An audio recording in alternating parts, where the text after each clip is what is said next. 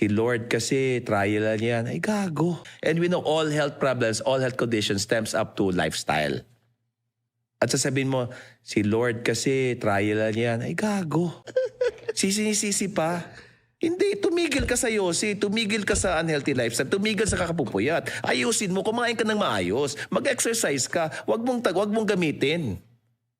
Again, the only way you can be blessed with the life that you want, take full responsibility with your life. Clean your act.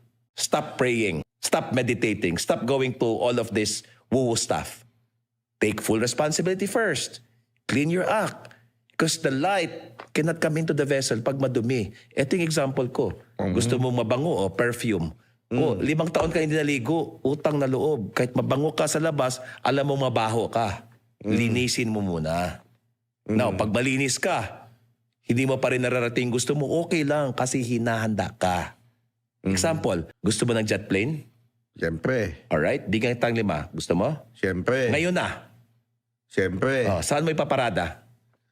Yun lang. Exactly. Dami mong ambisyon na hindi ka handa. Hinahanda ka.